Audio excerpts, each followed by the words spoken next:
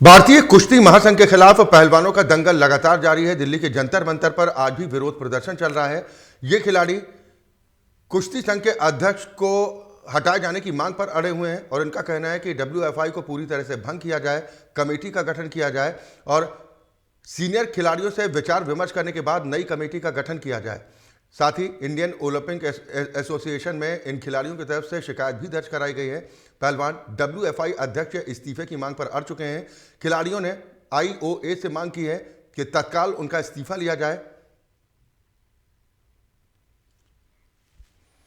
यहां तो यह विवाद फिलहाल थमता नजर नहीं आ रहा है और पूरे देश भर में इस पर निगाहें लोगों की टिकी हुई हैं, क्योंकि देश के नामी पहलवान हैं जिन्होंने पूरे दुनिया में देश का नाम रोशन किया है, वो भारतीय कुश्ती महासंघ के खिलाफ धरने पर हैं। उत्तर प्रदेश में भी इसको लेकर सियासत गर्म होती दिखाई दे रही है। निखिल रस्तोगी हमारे साथ जुड़े हैं ज़्यादा चर्चा और बातचीत के साथ लखनऊ से। निखिल, ये विवाद फिलहाल तो थमता दिखाई नहीं दे रहा।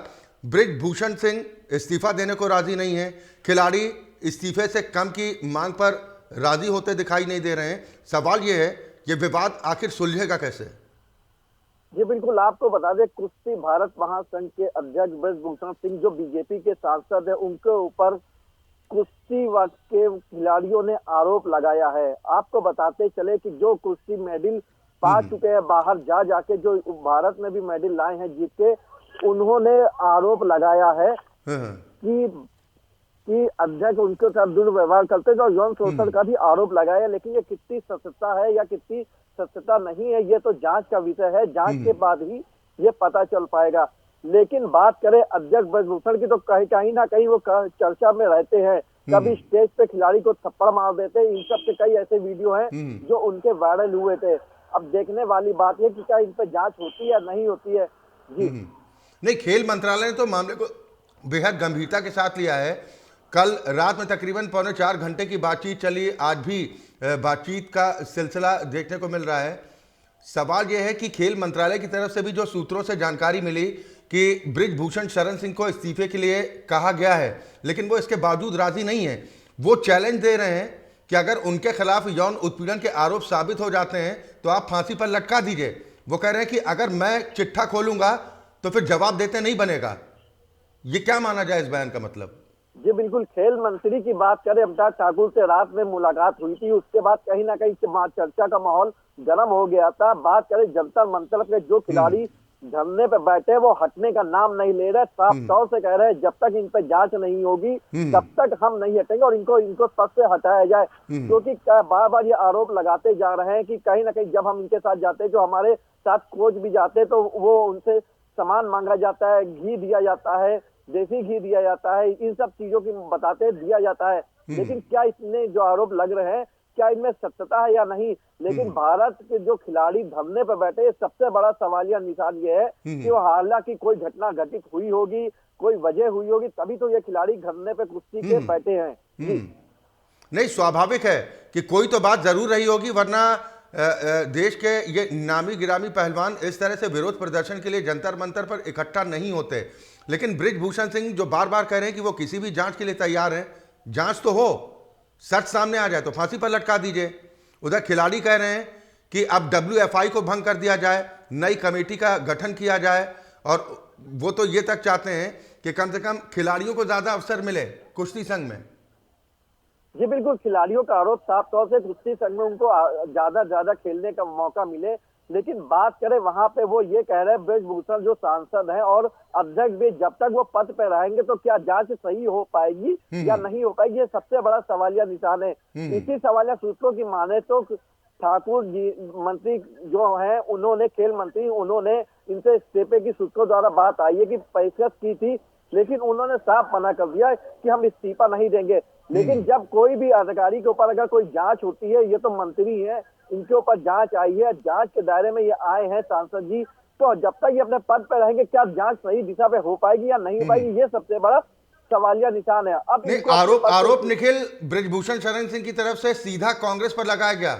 उन्होंने तो सीधा नाम लेकर दीपेंद्र हुड्डा का जिक्र किया कि उनके इशारे पर हो रहा है ये सब कुछ, साजिश बता रहे हैं इसको।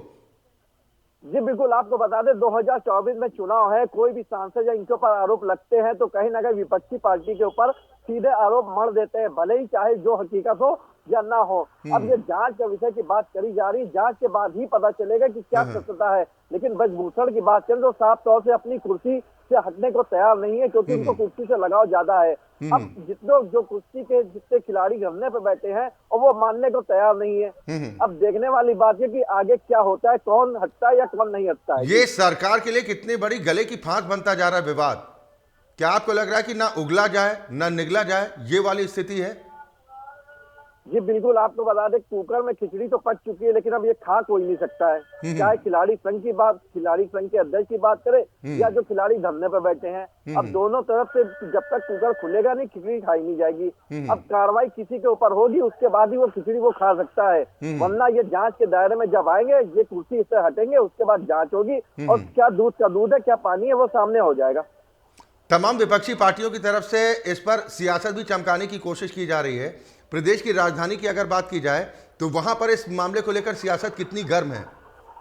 जी बात करें कांग्रेस पार्टी में, जब हम लोग ने नेताओं से बात करी तो उन्होंने कहा कि बीजेपी के ऊपर जो भी एक सांसद या किसी नेता के ऊपर आरोप लगता है तो वो उनको हटाने की कोशिश नहीं करते, ना ही उनको जांच के दायरे में लाते हैं और जांच का आश्वासन देके सब ठंडे बस्ते में चला जाता है। लेकिन अब क्या देखने वाली है, कांग्रेस लगातार आरोप लगा रही है, क्या इस मामले में जांच होती है या नहीं होती। लेकिन जांच अगर होगी तो इनको कुर्सी से हटना पड़ेगा, तभी पूरी स्पष्ट तरह से जांच हो पाएगी। जी नहीं, ये तो साफ है कि सरकार को इस मामले में एक्शन तो लेना ही होगा। एक्शन लेने से बच नहीं सकती है, क्योंकि दबाव जिस तरह का बढ़ा है और खिलाड़ी लगातार इस बात पर डटे हुए हैं कि जब तक ये परिवर्तन नहीं होता फिर आप पदकों की उम्मीद कैसे कर सकते हैं, अगर ये हाल रहेगा कुश्ती महासंघ में। जी बिल्कुल, कुश्ती महासंघ के जो खिलाड़ी धरने पर बैठे हैं वो पीछे हटने का नाम नहीं ले रहे हैं, साफ तौर से कह रहे हैं ब्रजभूषण के ऊपर कार्रवाई होनी चाहिए। और ब्रजभूषण कह रहे हैं कि जिन लोगों ने आरोप लगाया वो गलत आरोप लगा रहे हैं, ऐसा कुछ नहीं हुआ है। अब उनकी भी बात माननी है, उनकी भी बात माननी, तो जांच कैसे होगी? जब तक वो कुर्सी हटेंगे नहीं जांच हो नहीं पाएगी। तो कहीं ना कहीं अब देखने वाले क्या गृह मंत्री इस पे कुछ ना कुछ एक्शन लेते। अमित शाह की बात करें वो भी अभी कुछ नहीं बोल रहे हैं। कई ऐसे जो बड़े बड़े नेता है वो कुछ बोलने को तैयार नहीं है इस मामले को लेके।